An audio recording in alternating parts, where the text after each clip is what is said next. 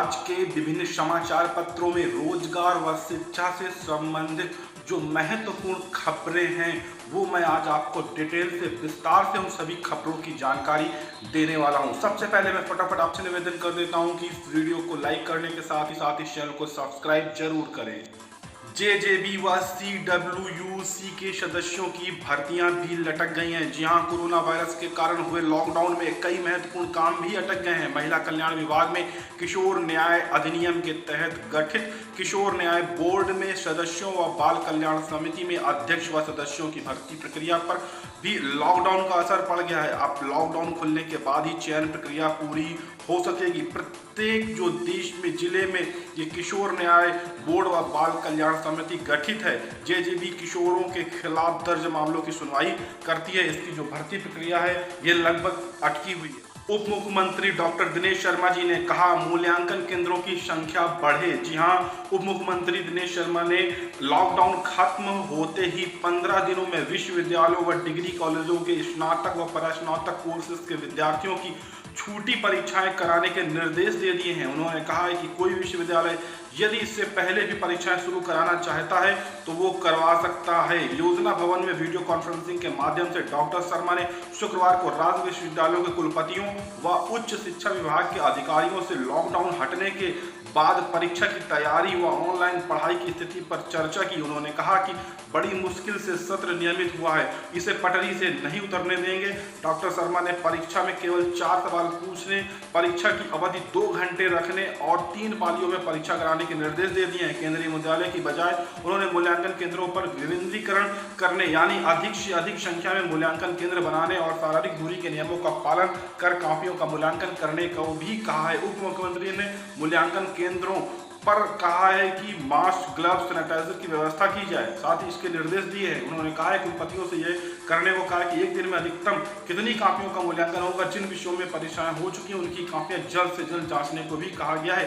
मूल्यांकन कर्म खत्म होने पर जून के अंतिम सप्ताह में या जुलाई के प्रथम सप्ताह में हर हाल में रिजल्ट घोषित करने तक के लिए उन्होंने यहाँ पर कह दिया है। सभी स्कूलों के बच्चों तक पहुँच रहा है कोर्स का ई-कंटेंट। जी हाँ, सबसे बड़ी अपडेट ये है कि जो आपके प्राथमिक विद्यालय हैं, जूनियर प्राथमिक विद्यालय हैं, उनके लिए दूरदर्शन आकाशवाणी से शैक्षिक कार्यक्रमों का प्रसारण आज से होगा।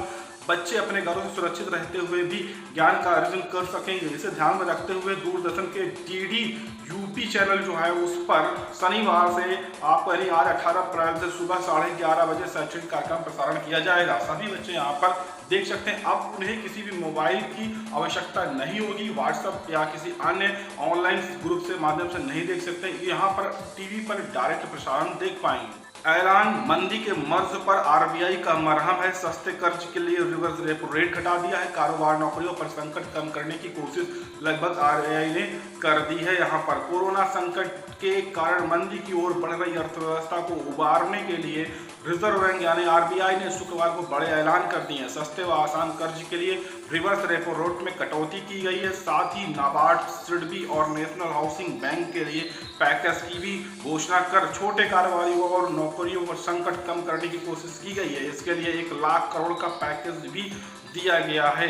यहाँ पर बताया गया है रिवर्स रेपो रेट में कटौती के अनुसार गवर्नर शक्तिदास ने वीडियो कॉन्फ्रेंसिंग कर आरबीआई के जो कदम है उनकी जानकारी दी है। रेपो रेट में 0.25% कटौती की गई है।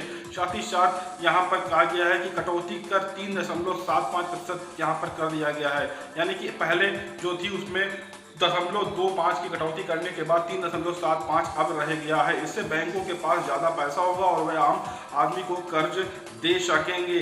ऐसे मिलेगी आपको मदद। नकदी संकट से निपटने के लिए जो पैकेज दिया गया उसमें मजदूरों और छोटे गैर बैंकिंग वित्तीय संस्थानों को फायदा होगा। नाबार्ड, सिडनी और नेशनल हाउसिंग बैंक को भी ऋण की रिफरेंसिंग का प्रभाव संकट के कम करने के लिए पैकेज यहाँ पर दिया गया है। आरबीआई ने 3 बड़ी यहाँ पर राहत दी है। आरबीआई ने रिवर्स रेपो रेट घटाया, जैसा कि मैंने बताया 2.5% घटाया, 50,000 करोड़ की मदद दी गई है।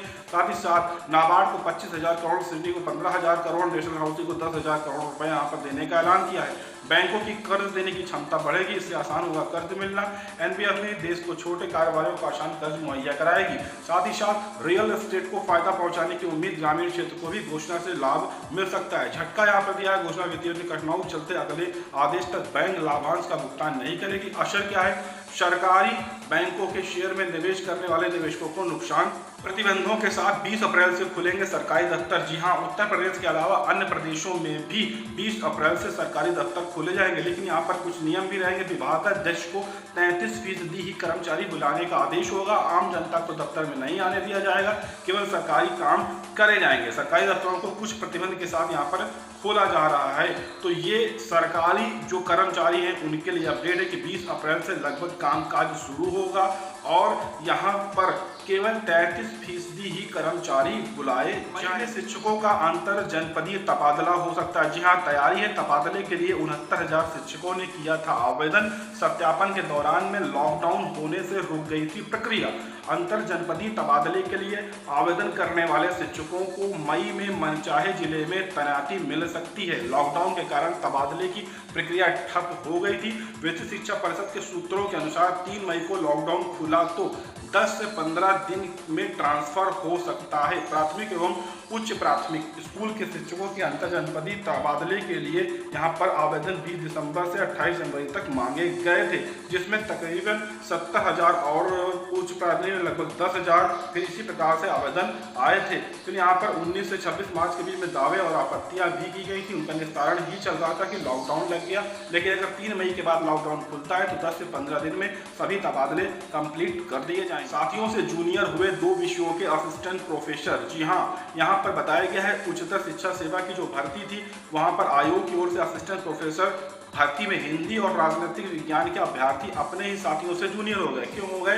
क्योंकि लॉकडाउन के कारण इन 2 विषयों के जो चयनित 287 अभ्यर्थी थे, सहायता प्राप्त डिग्री कॉलेजों में रिक्त पदों पर तैनाती के लिए होने वाली काउंसलिंग रुक गई थी, जिस कारण से उनको ज्वाइनिंग नहीं मिल पाई। लेकिन असिस्टेंट प्रोफेसर भर्ती में 35 विषयों में जो 1150 पद थे उसमें 31 विषयों की काउंसलिंग हो चुकी और 2 विषयों से समाजशास्त्र और शिक्षाशास्त्र का परिणाम अभी घोषित नहीं हो सका है। हिंदी 166, राजनीति विज्ञान के 121 असिस्टेंट प्रोफेसर पदों के लिए चयनित अभ्यर्थियों के मोबाइल नंबर का सत्यापन तो हुआ, पर लॉकडाउन की वजह से काउंसलिंग आगे प्रक्रिया रोक दी गई। स्पष्ट है कि इस भर्ती में शामिल 31 विषयों के जो चयनित असिस्टेंट प्रोफेसर काउंसलिंग के बाद डिग्री कॉलेजों में कार्यभार ग्रहण कर चुके हैं, उनकी तुलना में अब 2 विषयों के जो अभ्यर्थी हैं वो जूनियर हो गए हैं। जूनियर से हाई स्कूल बनने पर बीएसए नहीं कर सकता नियुक्ति। जी हाँ, हाई कोर्ट का आदेश है। यहाँ पर 2 सहायक अध्यापकों और 1 क्लर्क की नियुक्ति को याचिका में चुनौती दी गई थी। यहाँ पर इलाहाबाद हाई कोर्ट ने विद्यालयों के उच्चीकरण व्यवस्था को महत्वपूर्ण निर्णय देते हुए कहा है कि जूनियर हाई स्कूल की मान्यता के बाद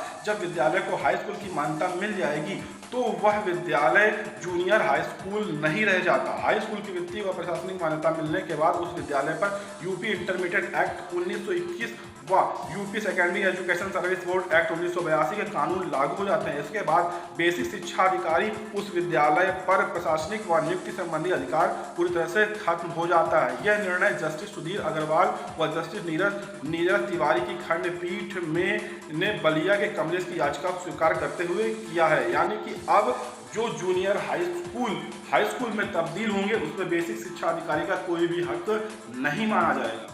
लॉकडाउन के बाद शुरू कराएं परीक्षा। उप मुख्यमंत्री डॉक्टर दिनेश शर्मा जी ने आदेश दिया है।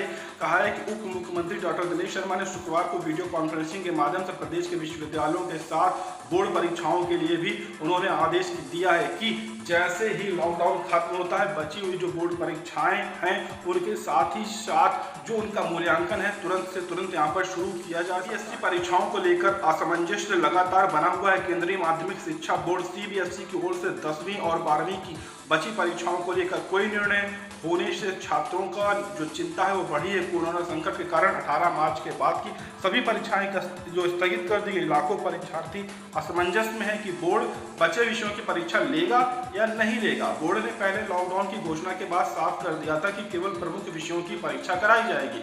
1 माह का समय बीत जाने के अभिभावक और परीक्षार्थियों की चिंता बढ़ गई है कि परीक्षार्थियों को बोर्ड की ओर से कोई नई तिथि घोषित करने का इंतजार है। बोर्ड ने समय समय पर ये बदलाव के बारे में छात्रों को बताते हुए ये भी कहा है कि सीबीएसई की जो भी अपडेट होगी वो उनकी ऑफिशियल वेबसाइट पर बताई जाएगी।